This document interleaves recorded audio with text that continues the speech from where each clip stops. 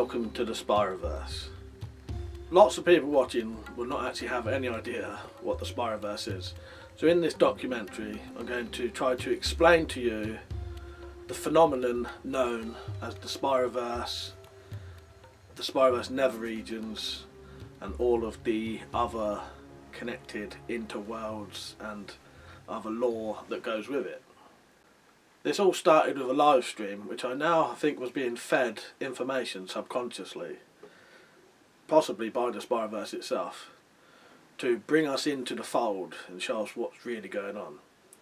So what I'll do first is I think I will show you the live stream so that you can get the background of where this all started, and then I can give you some history and information of what I have found after doing some research. So before I play you the live stream highlights, I'll tell you a little bit of history about spiral pattern makers and the company who created them. I'm going to have to be careful with some of the wording I use due to trademark issues and copyright. So I'm going to call them spiral pattern makers from now on, and if I have to say the company name, I'll play a little clip so you will be aware of possibly what the company is. You can make your own mind up without it ever being said. Don't do that, that's all he has, bro. So basically, the more I research this, there is a phenomenon known as the Spiroverse, the nether regions, and multiple other phenomenon with it, where if you use a spiral pattern maker, people can have quite bad experiences to the degree that you can disappear forever. And from what I've researched, it appears that people disappear and are tortured basically forever on an essential time loop. It appears some children go missing as well. The more I research this, it appears to be children in a bad home situation tend to be taken away, and children who are in a better situation tend to have bad experiences, like being scared, having nightmares.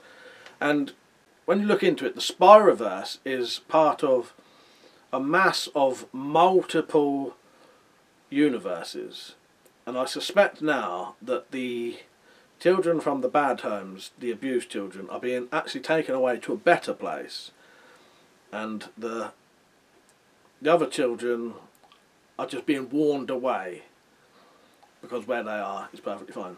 It appears that adults who do the spiral maker patterns, who are quite evil, tend to be taken away and tortured, or receive an injury called crinkle cut cock, which we'll talk about later.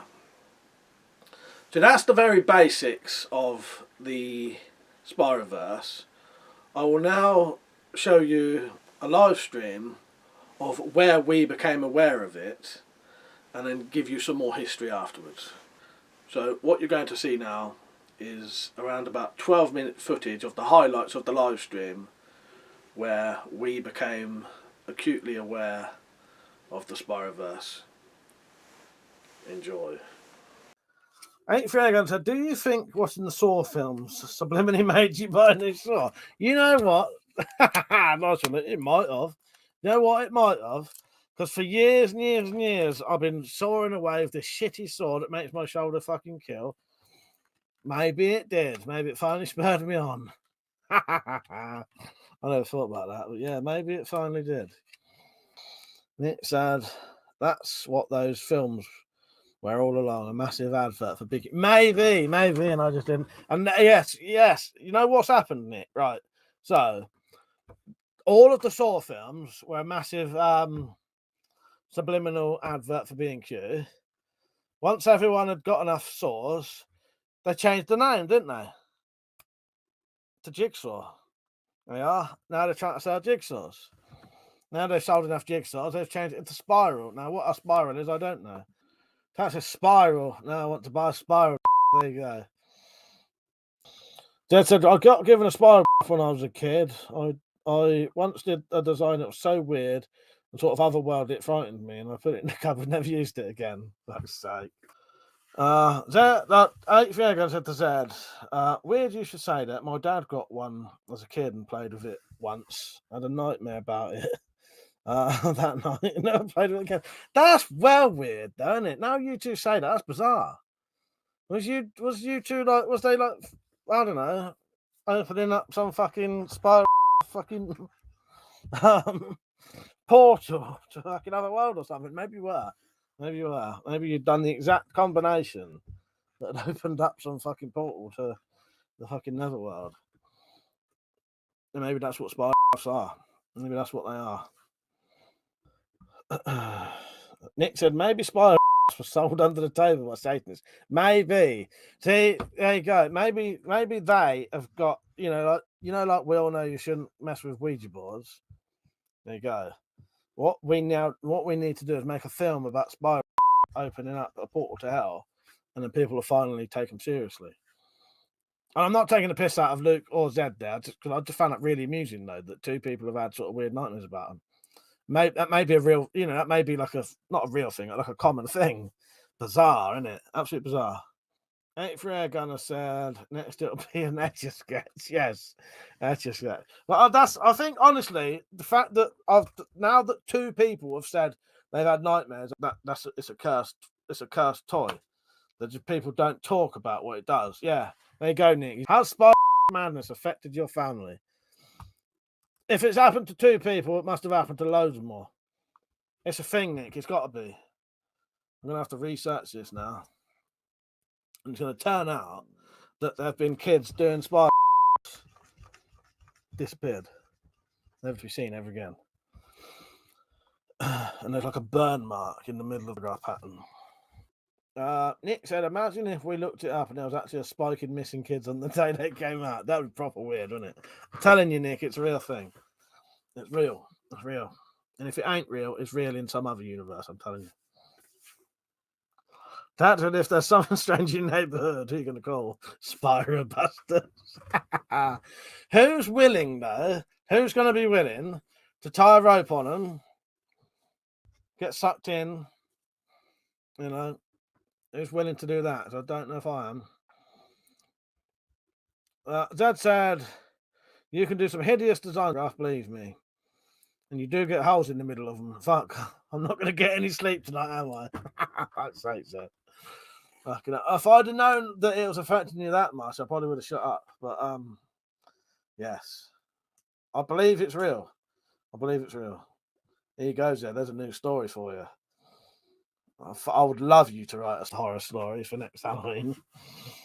I can't talk about the missing small one, Supreme Leader. Swirly Twirly will send the heavies after me with their ninja throwing spiders. Oh, fucking hell. That didn't even cross my mind that they might have weapons. That's changed things slightly now. Too busy thinking about demons, let alone things that might come in here. Come to our world. But I am convinced, Samurai, that what's happening is, and I've told these lot I'm deadly serious, right? Deadly serious. Not even going to wink at you. I look like I'd have a fit. So you do the spider graph thing. What's happening is children do. Yeah, it's like a Ouija board. Exactly that. They are. That's what I mentioned. That yes. So you know how a Ouija board was once essentially a toy. Well, now we're convinced that spiral graph, if you do the wrong pattern, it opens up a portal to another world, sucks you in, and I reckon if you go back and look at all of the records for all of the children that ever went missing and never came back, they'd definitely 100% been playing with Spider. 100%, telling you. But no one's ever noticed. I'm telling you. Oh, the demons are real. They torture people in various ways using satanic spiros. One being starting a large swirl and trapping your foreskin in it as it goes round till it eventually comes off. Samurai Bastard, what the hell have you guys been smoking? Oh, God. I don't know. Maybe something's in the air. I don't know. I'll tell you what happened was, basically, two different people in the chat said that they used Spiroverse and they both had terrible experiences from it. And I've put 2 and 2 together, come up with 15, and I'm now absolutely 100% convinced that Spiroverse are evil and taking people. And Zed and Luke's dad are just lucky they're still here, because they was nearly sucked into a netherworld portal, or probably nearly had their foreskins ripped off as well. So,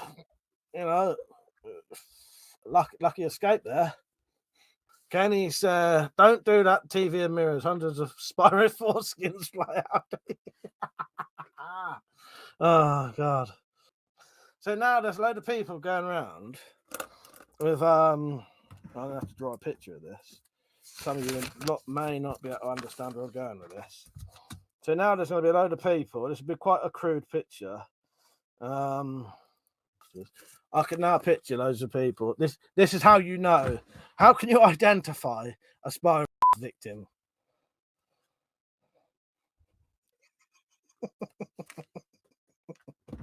Oh my God!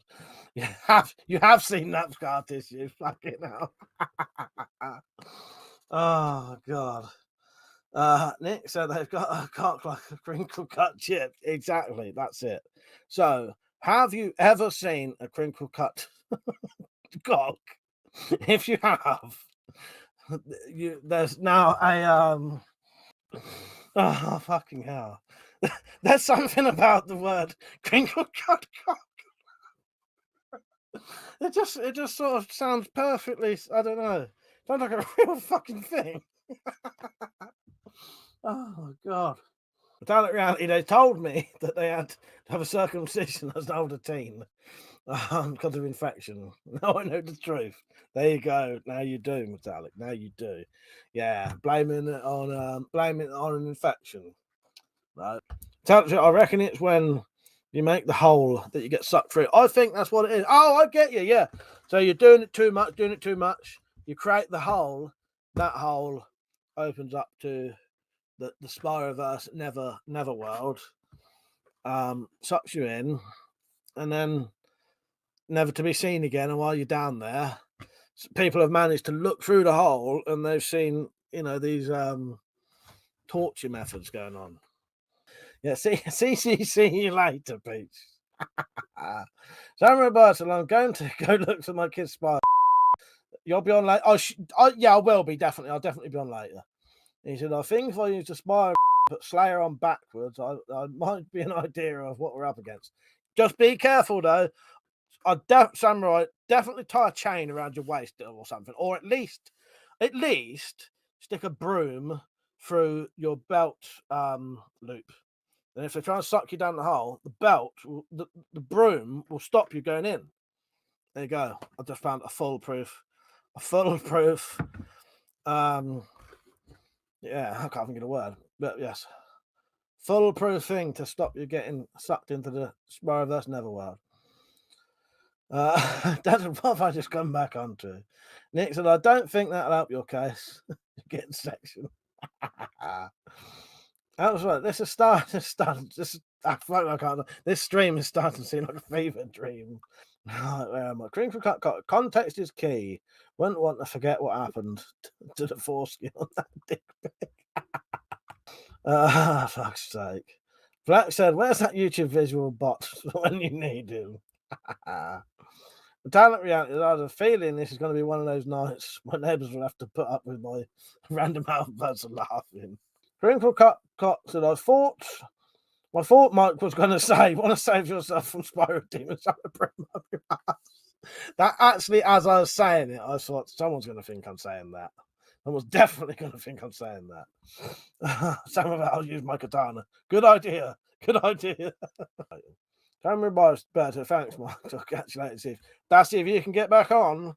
I'm quite worried now. If you're going to do a spy, well, let's all wish Samurai Bird good luck. Good luck, mate. Please come back. Spyro Foreskin collecting demon said, yo, Mike, did you summon me? I'm in for the CCC leftovers. Like vampires, you can hold up a cross. You know how to beat a fucking spiral demon? All you need is a pole, because the fucker can't suck you down the hole then. Then said, oh, me and 83 against multiple call. I don't. Thing is, what I'll tell you why it just sort of came very organic, Zed. But it was because it sort of amused me that two people had the same experience. And in my head, as a sort of joke to myself, I thought that must be a common thing then. And then I thought, well, if that's a common thing, who knows? Right, hang on. What's Louise saying? Did she have a nightmare as well? Dad said I said I did a pattern with it and it frightened me, and I locked it in the cupboard and never used it again. Yeah, that's amazing. I genuinely think that's fucking amazing. Louise said, yeah, I know when I played with one as a kid and looked at it for ages, it was like being on a trip. That's 3 people now. I'm telling you, it's fucking true. That was trying to suck her in, but the hole wasn't there. Louise, you was that close to being sucked into a Spiroverse never world. It's just you just happened to have not made a hole in it. If you'd have made a hole in that paper, you would have got sucked in there, and we would never even know you now. I'm telling you, you're so lucky. Zed's lucky he chucked his in the cupboard. Luke's dad had nightmares about it. Count yourself lucky, I'm telling you. You know, that's 3 people who've corroborated this story now. I'm telling you, it's 100% true. 100% true. You need to spread the word. Everybody spread the word. So there you go. That was the live stream. And as you can see, there was quite a few people saying that they have bad experiences from spirographs. And just the way it came about seemed like we was being subconsciously led down a path to discover this phenomenon. And the more I looked into it, the more I found. So I did some research into the company that makes these spiral pattern makers. Stop that, that's all she has, bro. And you'll be surprised, or you may not be when you hear the information. So I did some research into the company that makes the spiral pattern makers, and I was quite surprised when I found the same famous company that makes the spiral makers make quite a few other toys, but there is one very famous toy that they make. One that has a very evil reputation. The Ouija board. So straight away I think there's a connection there. So there it is there. There is some proof that it comes from the same lineage as the Ouija board. And people take those very seriously. Another thing that happened after the live stream, I was sent a clip from The Simpsons of all places. And we all know that The Simpsons have pretty much predicted everything. Just watch this clip. Yo, Dr. S, have you seen Millhouse today? No. Okay, thanks. Wait, did you know that there's a direct correlation between the decline of spirograph and the rise in gang activity? Think about it. I will. No, you won't. So there you go. What I gather from that clip is the spirograph will take children from bad homes to a better place. But if children are not using spirographs, those children from broken homes are often going on to join gangs. So there you go. The Simpsons predicted it, as they often do. Another phenomenon I had while trying to research the Spiroverse, every single time I tried to go back onto my own videos, it would not work. I would keep getting patterns and pictures coming up every single time I tried to click on these videos. Multiple times. So I'd click the video and it would just be colours. Click the video, it would just be colours. Click the video, it would just be colours. I now suspect that was something from the Spiroverse potentially trying to send me signals on the colour combinations to open a spiral portal. Which, no thank you, I'm not doing that. And then the last thing to happen after the live stream was what happened to Samurai Bird. So you saw Samurai Bird's comments in the live stream. Well, later on, after he used a spiral pattern maker, he went to work and he fell off of a ladder, was very badly injured. I now suspect that may have been some kind of warning to him not to try risking opening the Spiroverse portals. He was very badly hurt, but that is the nature of the Spiroverse. So we've done some history, and I've told you the facts. I'll just go over a little recap now. So, the Spiroverse. Started a live stream, the phenomenon was created, I researched it, it appears it's real. Evil adults tend to be teleported to a place where they are tortured for the rest of their existence from spiral pattern maker type blades and other methods. This has been observed, but only a few times, and the footage is always very bad. People have managed to record down a Spiroverse portal, and the footage is often very frightening. Not very good quality, but horrific.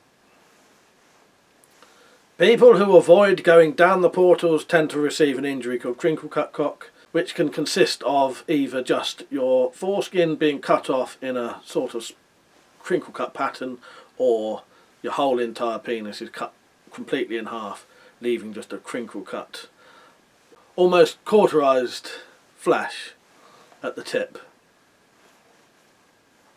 Children from broken homes, abused children, tend to be taken away, and we suspect that they're being taken away to an actual better place now. And lots of other children tend to have bad experiences from them.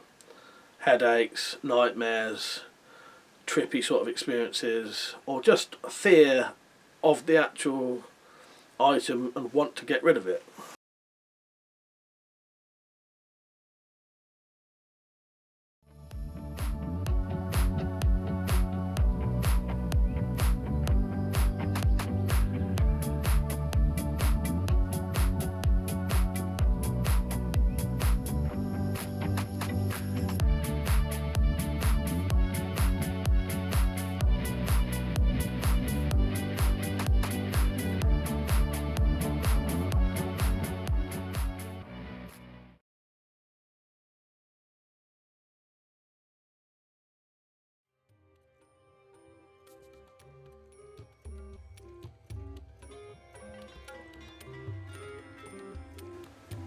We now have some interviews with some people I've met along the way making this documentary.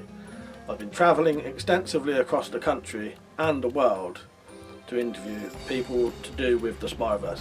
It's very, very difficult to get people to talk on camera. Most people will either want to talk with a voice changer or their face hidden, or not at all. These are 4 interviews I managed to get in relation to the Spiroverse. I hope you enjoy them. They were quite difficult to get. The first interview you're going to see is with a lady I met called Wendy, whose son went missing around about 10 years ago. He has never been seen since, but due to much research on my part and one of the later interviewees, we have determined that he was probably taken away through a Spiroverse portal and taken to a better place. My son went missing 10 years ago. I never thought much of it at the time. I always suspected his dad took him. We did look for him for an afternoon. The neighbor even put up some missing posters, but he was never seen again. A year later, Mr. Dessard visited me and told me about the Spiroverse and that he had seen the posters and the spiral pattern maker information.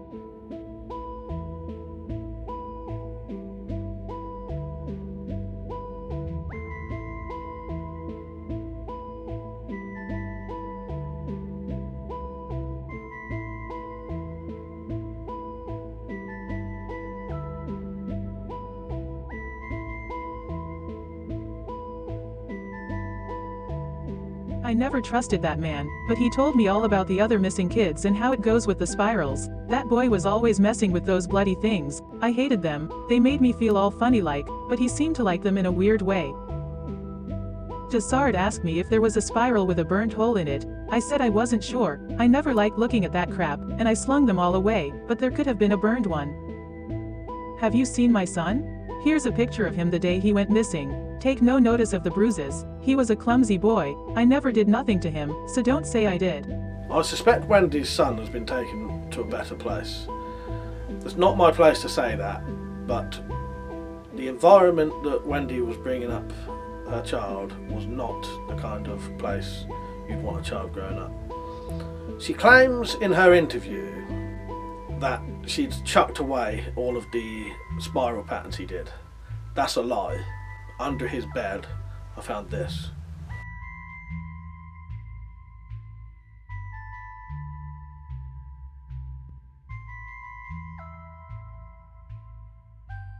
The word angel is misspelled at the top. This is what leads me to believe that he was taken away to a better place, away from this abusing household. I also found under his bed this spiral with a burnt hole in the middle.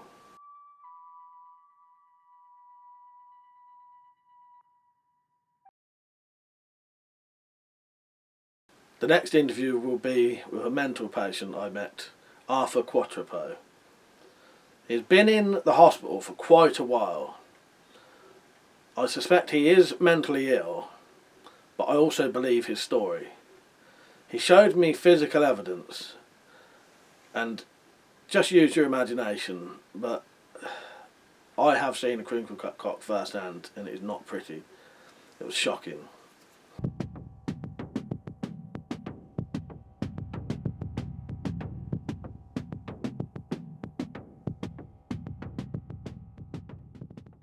I've been in here 6 years. Why won't these bastards believe me? It was Spyro demons. They mutilated me. I was only messing around with that fucking spiral maker. I heard you could see into other worlds if you did it the right way, and it's true. Only it's not what you think it is. It's not a nice place. They say you can get sucked in unless you wear a safety broomstick attachment. So I wore one, thinking I'd be alright. What those fuckers never told me was that if you do wear it, the demons just cut your cock off instead. Or only the foreskin if you're lucky, if you can call that lucky. Look at me now. They have me locked in here, cock cut to ribbons. You ever seen a crinkle cut cock? I'll show you. You just hold on there, I'll show you, then you'll believe me. Please get me out of here. I still see those fucking patterns in my dreams.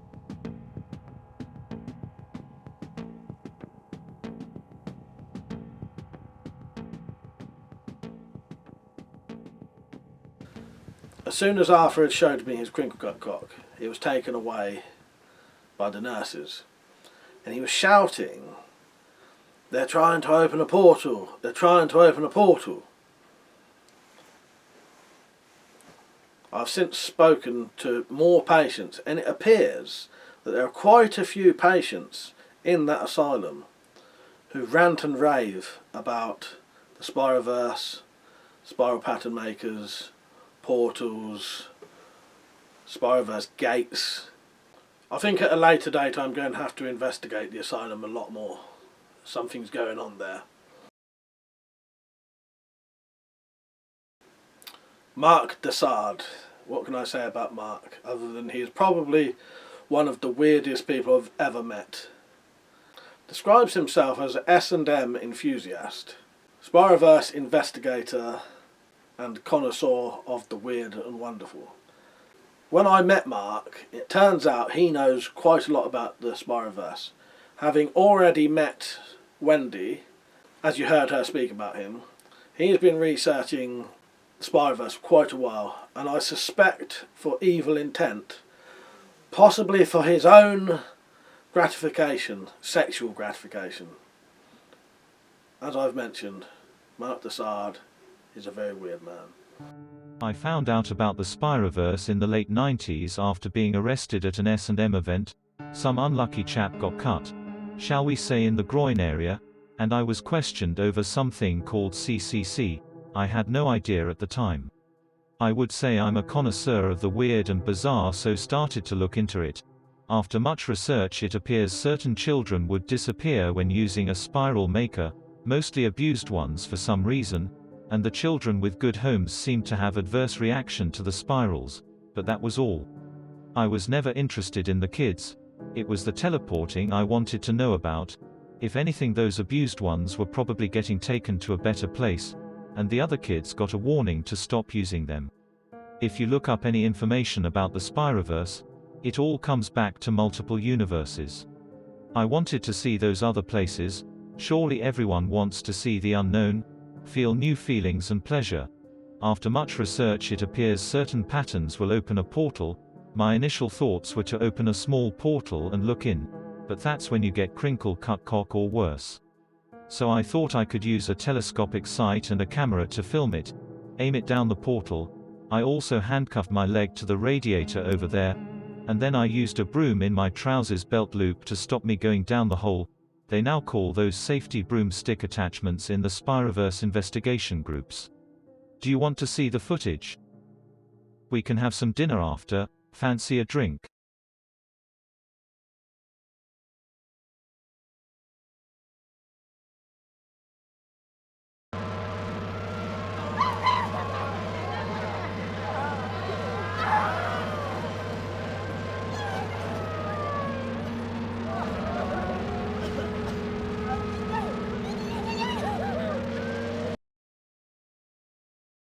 There's his footage. Very grainy, but you can see the discs, you can see the torture, you can see the blood.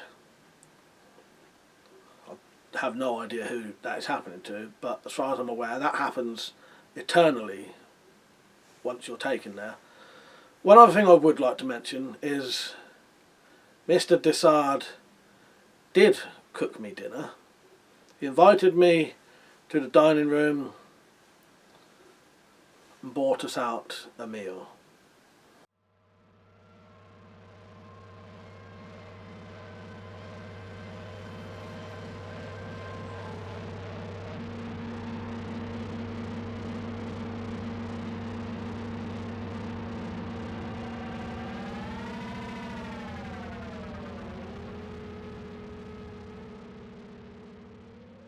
I now suspect Dessard is potentially trying to receive crinkle cut cock.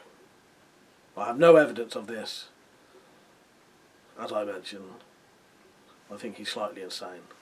Mark Dessard is now missing, presumed dead by the police. I suspect he's been taken to the Spiroverse. And having travelled to America, I finally interviewed Otis. He had been promising me a very interesting story for quite a while. I met him. He couldn't really walk properly at the time. Wouldn't tell me why. He said I would find out during the interview.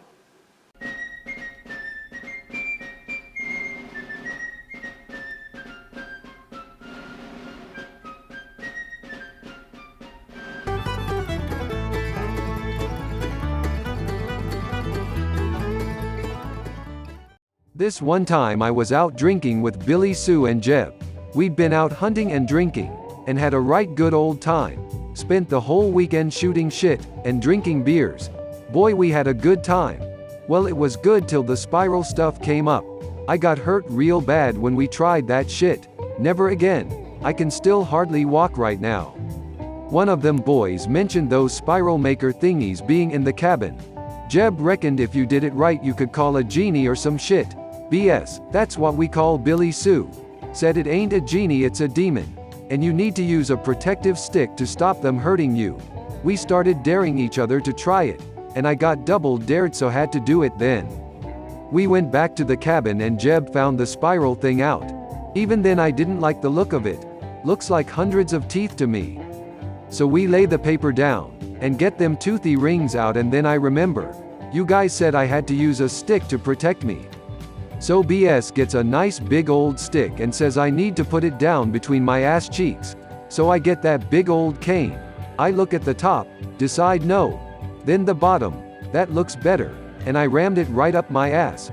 My thinking was the more it went in the better the protection. I never felt pain like that before. There was blood and the feeling of ripping. I was in agony. Then I fainted. By the time I woke up the boys said the genie and been and gone. I never did get a wish or see a demon, and to top it all my ass still hurts, and that was my experience with a spiral maker.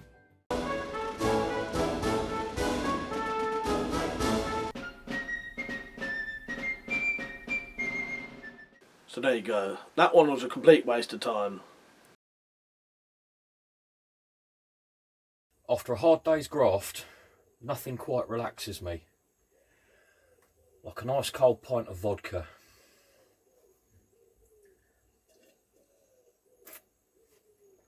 Oh dear. So don't be an arse. Get a weapon collector glass.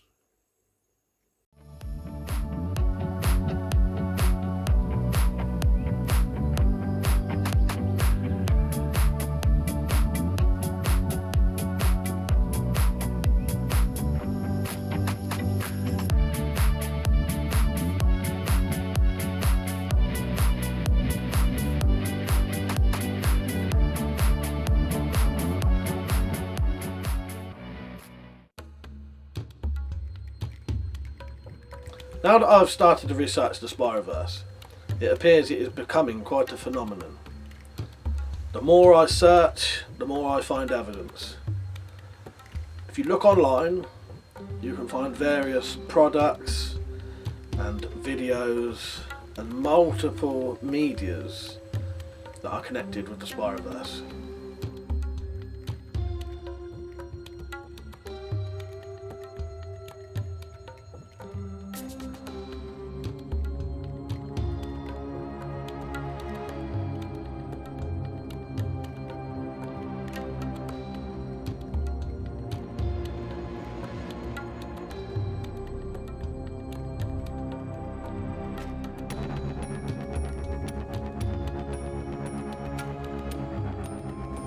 One of which is a book, this book.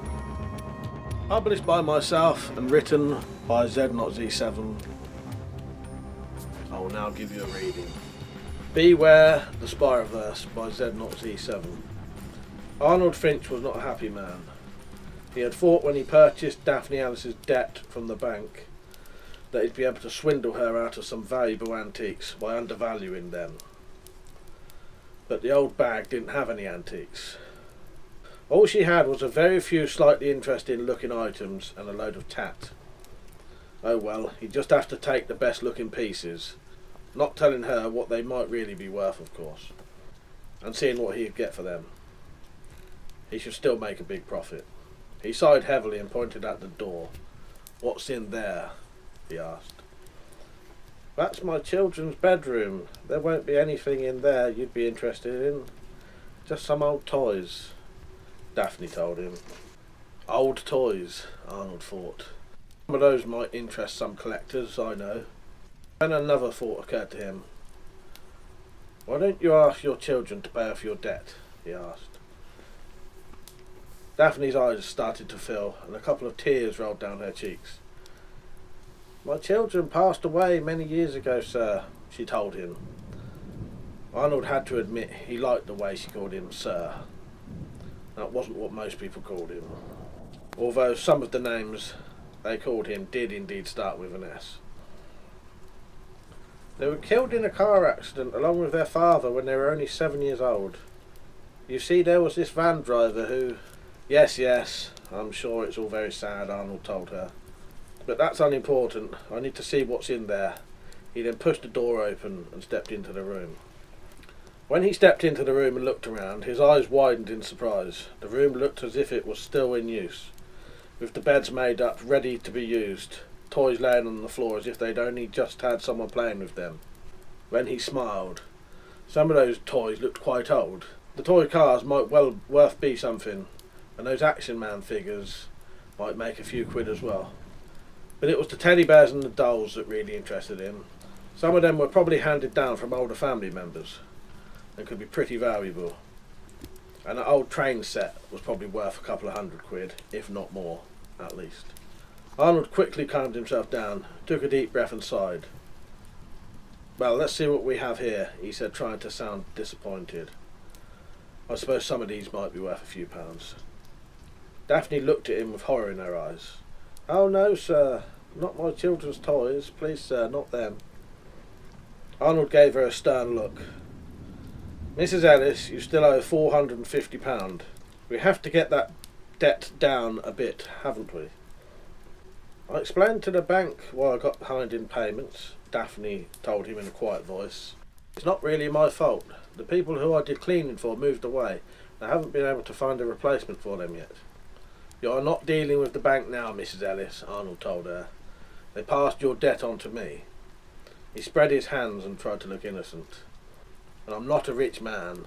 A complete lie. Arnold was really quite wealthy. And I have to eat like everyone else. Daphne's expression made it clear that in her opinion he probably relied on the fresh blood of young virgins for his sustenance. But she said nothing. Arnold didn't like that look at all. It annoyed him, and he decided to make her pay for it. Well, now we have that sorted, let's see what we have here, shall we? He said, doing his best not to let his annoyance show. He went round the room picking up the toys and making little disappointed sounds. He put the train set, the toy cars, the dolls and the teddy bears in a neat pile. I might be able to get perhaps £4 or £5 each for these, I suppose. He lied. I don't suppose you have the boxes for them, do you? I have the boxes for the cars, Daphne told him. My husband liked to keep them. He never said why, though. Some people just like to keep them for some reason. I don't know why, Arnold lied. Perhaps you could get them for me. It'll help me transport them. Daphne left the room, saying, I'll see if I can find them. I think they're under the stairs. As soon as she'd left the room, Arnold grinned. He'd noticed that a couple of the bears were by Stife and looked pretty old. He had a feeling that the big white one might even pay for the debt on its own, and the train set and the toy cars would no doubt provide him with a handsome profit. He noticed some very collectible ones, including a 60s Batmobile and an original James Bond Aston Martin, along with a Chitty Bang Bang. He had an idea that the John Steed Bentley and the Emma Peel Lotus were somewhat valuable as well, especially as they were complete and in good condition, and had their original boxes as well. Maybe there was something else with a bit of value, he thought. He'd better just check. Sweeping his eyes around the room, he noticed a pile of board games. Crossing over to them, he picked them up one by one. He picked up a spirograph box. Well, fuck all, he muttered. And Daphne came back into the room. I've put the boxes in the hall for you, she said sadly. Then she saw what he was holding. No, not that one. It's my children's favourite. Oh no, please, not that one, she wailed. Arnold smiled inwardly. This was his chance to get revenge for that look. I'm sorry, I'm afraid I shall have to take this as well, he told her.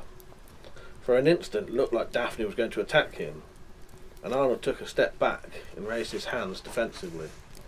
But then Daphne's shoulders slumped, and she said, Then take it and leave, damn you. She stared hard at him for a second. And remember this, she told him. Evil comes to he who does evil. She then turned and walked out of the room, headed towards the kitchen. Arnold had a vision of large cook's knives and decided he'd better collect his spoils and leave quite quickly. Tossing the spirograph onto the pile, he went to his van and took out some large cardboard boxes. These he took into the house and filled with the toys and a few of the other pieces he had decided to take. When he loaded them into the van, from inside the house he could hear Daphne sobbing her heart out. He was of course totally unmoved by the distress. Serves the hideous old cow right for looking at me like that, was his only thought as he drove off. Arriving back at his own home, Arnold backed his van into his garage, got out, unlocked and opened the garage door. He then turned back to the van, opened both its doors and started to pile the boxes onto the garage floor. It didn't take him long, and he closed the door with a feeling of satisfaction. Quickly he locked the van up and turned to walk up the short path to his front door. That was when he noticed the spirograph box. It was lying a couple of inches up the path. That's strange, he thought. I'm sure I'll put that in one of the boxes. He bent down and picked it up, intending to put it with the other stuff, but then thought, I can't be asked to do it now. I'll do it in the morning. Once inside, he went into his sitting room and placed the box on the coffee table, so I don't miss it in the morning, he thought. Then he went and made himself a cup of tea, which he took back into the sitting room. Then he lit a cigarette and settled himself comfortably on the sofa and congratulated himself on his haul. Once he'd finished his tea and his smoke, Arnold stood up, I think I'll go down the pub tonight to celebrate. There's bound to be someone there who owes me money, who'll buy me a few drinks, just to stay on my good side. He grinned at the thought. I'll just have to eat something first, then have a shower. Got to keep up appearances after all. Arnold prided himself on always looking smart. He had a special going out suit made in Savile Row that he swindled from a wealthy widow after her husband had died by claiming to be from a charity. He asked her if there was any old clothes she had that she could donate. He intended selling the clothes, probably on eBay. But when he discovered the suits, as well as some of the very nice and expensive looking shirts fitted him, he decided to keep them. He decided to have his favourite meal, an omelette. Omelettes were cheap to make and didn't use much electricity to cook. I think I'll use 2 eggs tonight, he thought. Just this once. It's a celebration after all. I think I'll add a bit of ham and maybe some cheese. Heading towards the kitchen, he suddenly stopped in his tracks. Perhaps I won't add any cheese, he muttered. No point going overboard after all. So saying, he carried on into the kitchen. As soon as he finished his meal, Arnold got up and went into his bathroom. Turning on the shower, he quickly got undressed and stepped under the warm jets of water. Arnold always had warm showers. Hot showers cost too much in his opinion, and they didn't get you any cleaner. He was in the middle of his ablutions when he heard a noise come from the sitting room. For a couple of seconds he couldn't work out what the sound was. Then he realised it was the sound of children laughing. Some little bastards have gotten in here somehow, he thought angrily. I don't know how they did, but I'll make them wish they hadn't. Turning the water off, Arnold stepped out of his shower and grabbed his dressing gown. Tying it loosely in his haste, he rushed towards the sitting room, shouting, "Just you fucking wait until I get in there, you little sods. I'll give you what for." Bursting into the sitting room, he was surprised to see there was no children to be seen. The sound of their laughter had stopped as well. They had definitely been in there. He could see the spirograph had not only been removed from its box, but they'd been playing with it. The bloody cheek of them, he thought. There was also a large sheet of paper on the coffee table with the funny little toothed wheels that the gamers used still attached, and some kind of design had been drawn on it. Arnold peered at it. It certainly was an odd looking thing. It was made up of many intersecting circles and curving lines, and there were many other strange, almost symbol-like swirls inside and outside of it. Looking at it sent a shiver up Arnold's spine. It seemed almost unnatural, like something a mind not of this world had drawn. Then Arnold noticed that the lines in the centre had each crossed so many times it looked like they had gone through the paper and left a small hole. I bet they've marked the table as well, the little shits, Arnold thought, growing even more angry. I'd better look. Bending over the table, intending to lift the piece of paper so he could see the damage that had been done, Arnold suddenly lurched down forwards as his still wet feet slipped on the parquet flooring he had put down in most of the rooms. Carpets were cheaper, but they had to be cleaned with a vacuum cleaner, and those were expensive not only to buy but also had a cost to run. A wooden floor could be kept clean with soft broom and occasional wipe down with a damp mop. Besides, carpets could wear out and wood lasted longer. Yelling in surprise, Arnold fell across the table, his dressing gown flapping open as he did so. Arnold gave a grunt in pain as his hips and groin impacted somewhat painfully with both the design and the wheels. With a slight groan, Arnold grasped the edges of the table with both hands and started to carefully push himself up, remembering pins had been used to hold the wheels down, and he didn't want there to be any accidents that might involve those. He had just managed to slowly raise his upper body when he realised with a shock that he couldn't lift his hips. What the fuck? He thought, and tried to raise his hips again. They wouldn't budge. Then he noticed a feeling of suction pulling down on his groin, and it seemed to be getting stronger. In a rising panic, he tried once again to lift his hips from the table. That was when the pain started. Slowly at first, but rising rapidly, Pina started to feel a bit sore. It changed quickly, to first pain, then agony. It felt like something was chewing on his manhood. With a terrified scream, and almost superhuman strength, Arnold pushed hard on the table, thrust upwards with his hips. With an agonising pain shooting through his groin, Arnold jerked upright. He was free. Gingerly, Arnold felt his crotch. Something didn't feel right. He looked down and saw with horror what had happened. His foreskin had almost been completely ripped off. There was only a small fragment of it left around the tip of his penis. But the worst thing was, his penis had grooves in it. Grooves that went all around its circumference. Not only that, it was only attached to him by a tiny strap of flesh about the size of a piece of cotton. As he looked, the skin gave way. His penis fell to the floor with a light slap and rolled under the table. As he looked, Arnold noticed that strangely he wasn't bleeding. It was as if the terrible wound had been cauterized in some fashion. This was little consolation though, and Arnold gave a piteous groan and turned, intending to get his phone from the bedroom and call an ambulance. It was then that he realised that the suction coming from the table had noticeably grown in strength. Not only that, it was getting stronger.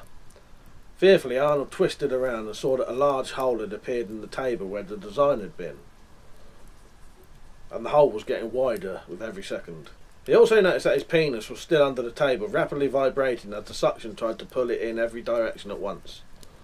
Giving a scream of terror, Arnold turned back to the door and started to run. But despite his best efforts, the suction pulled him steadily backwards towards the ever-growing hole, pulling his loosely tied dressing gown from his body. Desperately, Arnold flung his hands out and grabbed the door frame in front of him. He felt his legs rise up until he was parallel with the floor.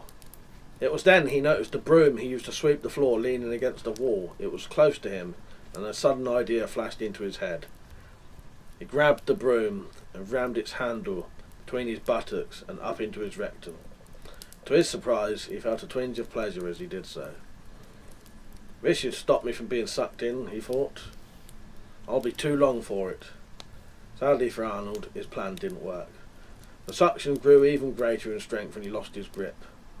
This time, though, he didn't land flat on the table. He felt something grab him and turn him until he was suspended vertically over the ever-widening hole. Then, with a desperate scream, he was pulled rapidly into the dark depths. 10 seconds later, the remains of the broom shot out of the hole in a spray of bristles and sliced pieces of wood, some of which had unpleasant-looking brown stains on them. In a way, that made it look like something hadn't liked the taste of them and had spat them out. One last scream of terror from Arnold followed them, then there was silence. Hearing Arnold's screams, his neighbours rushed outside to see what was happening. Quickly realising that they were coming from Arnold's house, they rushed over to his house. As they did so, the screaming stopped. Reaching the front door, they rang the doorbell. There was no reply, so they rang it again. The house remained silent. They quickly checked the back door, but that too was locked, and there was no answer to their knocking. They briefly discussed breaking the window to gain access, but decided against it. Arnold would probably sue them for the damages. So instead, one of them phoned the police, telling the operator what had happened. It sounded like he was being murdered, she said dramatically. This was somewhat ruined by another of his neighbours saying, loud enough to be overheard on the phone, "I bloody hope so, the bastard." PC Michael Maker was in the local park and was in the process of arresting a jogger who he'd caught having a shit behind some bushes when his radio crackled. He told the hapless jogger to wait while he answered, and to pull your trackies up for fuck's sake. On being told to go and see what was happening at Arnold's address, he decided to let the jogger off with a quick bollocking. Being first on the scene of a possible GBH, or even maybe a murder, did his career a lot more good than bringing in some bastard for having a crap in a public place. Having delivered said bollocking, and watched with great amusement the jogger running off whilst trying not to move his clenched arse cheeks, PC Maker hurried to Arnold's address. Upon reaching his destination, he told the large group of neighbours to stand back. "This is now police business," he told them. "I shall deal with this." So saying, he walked up to the door and rang the bell. "We've already tried that, you idiot," said the voices behind him. Swiftly, he turned round to see who had made the disrespectful comment. There were just innocent faces staring back at him. "I suppose you've checked the back door as well?" he asked somewhat grumpily, receiving answers of course." He thought for a few seconds. "Well then, I'll have to break a window and get in that way." Can one of you fetch me a towel? I want to wrap my hand in it so I don't get cut. A neighbour from the house next door obliged, and he wrapped it round his hand and forearm, then drew his baton. It took a couple of hard swings to shatter the window, and he used the baton to remove as many shards of glass from the frame as he could. He then climbed into Arnold's sitting room. After a quick glance around and seeing, to his disappointment, that the room contained no body, he pulled on a pair of latex gloves and proceeded quickly looking around the rest of the house. Still finding no signs of a crime being committed, he made his way back to the sitting room and started to look round more closely. There were brush bristles, bits of wood lying all over the floor, which was strange, and the coffee table had a piece of paper lying on it. The piece of paper was blank, but had a large hole in its centre that looked like the inner serrated edge had been exposed to something hot, being a dark brown colour. That's weird, he thought. The table doesn't look scorched at all. Maybe something underneath caused the burning. I'll take a look. He lifted up one edge of the table and scrutinised it. The underneath was unmarked. He then noticed something lying on the floor by his feet. Hello, he thought. Someone's a messy eater. Then he looked at the object more closely. His face went white, and bile rose in his throat. Making gagging noises, he ran to the front door, unlocked it, and stepped outside. Everyone keep back, he told the waiting neighbours with some difficulty. This is now a crime scene. In the distance he could hear the sound of approaching police car sirens. That'll be Bert and Harry. They love putting on the blues and twos, he thought. Thank fuck for that, I can let them deal with this now. Then he threw up on the garden path. Arnold woke up in almost total darkness. All he could see were small translucent slivers of something floating nearby. There seemed to be a lot of them. Ignoring them for a moment, he reached down experimentally, hoping what he feared hadn't happened. With a sick feeling, he realised that his Venus was indeed gone. Then he remembered his feet slipping on the parquet floor. It occurred to him that perhaps he had fallen over in his sitting room and hit his head. Maybe this was just a terrible dream whilst he was unconscious. Then again, did you dream when you were knocked out? He didn't know, but he thought it might be possible. Then his attention was captured by a flicker of movement. The translucent slivers were moving towards him, and there were a lot of them, a hell of a lot, hundreds in fact. What were they? Why were they moving towards him? Arnold didn't know, but he had a terrible feeling he wasn't to like it when he found out. As they got closer, he realised they were flat discs, very much like the spirograph ones he'd seen on the coffee table. No, he was wrong. They were spirograph discs. But these didn't seem to be made out of plastic. The material looked more like glass. Slowly the discs moved closer.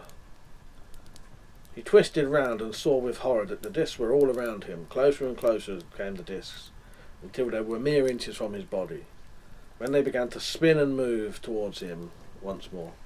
Arnold screamed in pain as the discs made contact with his body, and their teeth bit into it. Now the discs moved forward more slowly, and Arnold could see the minuscule pieces of flesh spurting out, and then forming a red cloud that slowly floated away in the surrounding darkness. Then he saw no more as the disc bit into his eyes, and with a whining sound bit into his skull, for what seemed like forever. Arnold was held in place as the discs did their work. Then with a last gasp, the discs finally cut their way into his skull and into his brain, and then he felt no more. Desk Sergeant Osbert Lettsby. Osbert had been put on desk duty for being too enthusiastic with his baton and/or taser when arresting unresisting suspects. To such an extent that if anyone complained of rough treatment, they'd be told, "That's nothing. You should just be glad it isn't Sergeant Lettsby having you. You'd know all about that." Sergeant Lettsby was on his way to the canteen for lunch when he heard DC Hadafew walking towards him with a look of consternation on her face. "There you are, Sarge," she said. "There's a problem. It's PC Maker. I found him outside, sitting against the wall, crying. I've put him in one of the interview rooms. I'll show you." Following her, as she led the way, Osbert wondered what on earth could be wrong with PC Maker. The lad was normally solid as a rock. Upon entering the room, Osbert was shocked to find PC Maker sat with his elbows resting on the table, with an untouched cup of tea in front of him, and his face buried in his hands, sobbing softly. Making his way to the table, Osbert sat opposite the distraught constable and asked gently, "What is it, lad? What's happened to cause all this?" B.C. Maker raised his face from his hands and looked at the sergeant, a look of revulsion mixed with dismay on his face. "I saw it, Sarge," he blurted. "I was the first one to see it. At first I thought it was a piece of hot dog some messy eater had dropped on the floor, and some mice had nibbled at it. But it wasn't, Sarge, it wasn't. It was a cock. A crinkle-cut cock." He then covered his face with his hand once again. As Osbert sat aghast, trying to ignore the vision forming in his mind, he heard the softly spoken words, "I'll never eat a hot dog again." Arnold woke up. He had no idea how many times he'd gone through the agony of having his body slowly being sliced apart by those small whirling teeth, but it must have been at least a dozen. "I must have died and gone to hell," he muttered, as he watched the discs form up once again. Then he heard a voice in his head. It was a soft voice that somehow managed to sound a bit plasticky. "No," said the voice, "you are not dead. In fact, even if you wished it to be so, you would never be allowed to die. And no, you are not in hell. You are in our realm, and here you will stay, for you are our plaything." Arnold then realised that it was his fate to be slowly sliced apart, again and again and again, for all of eternity. He gave a scream of utter despair once more, and the discs started spinning and closed in around him. Epilogue. Daphne opened her front door the next morning, intending to go to the local shop and buy some milk. As she stepped outside, she noticed something lying on the floor on the path in front of her. With a small shock, she realised it was the spirograph box that Arnold had taken away from her the day before. Well, well, she thought, Mr. Finch knew how much it meant to me, and has second thoughts about keeping it. I may have misjudged him. Perhaps he isn't so bad after all. She then picked up the box and carried it inside, and up to the children's bedroom, where she placed it on top of the pile of board games. "There," she said, "back in its proper place." Then she went downstairs, left the house, and went to buy her milk. Meanwhile, in another place, first star on the left, carry on till midnight, Arnold Finch kept screaming and screaming and screaming. Forever.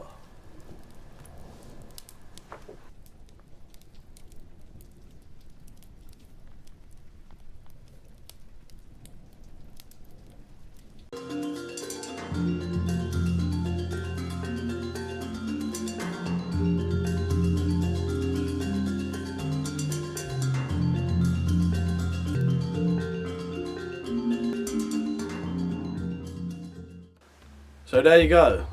That is the phenomenon known as the Spiroverse and the Nether regions. Be very careful if you ever use a spiral pattern maker. It could be your undoing. The proof is there. Let me know what you think. If you had experiences with the Spiroverse, even down to something minor, please let me know in the comments, because there will be a part 2 to this documentary. And at a later date, there's going to be a full feature film. Don't have nightmares. Don't get crinkle cut cock. Sleep well. Goodbye.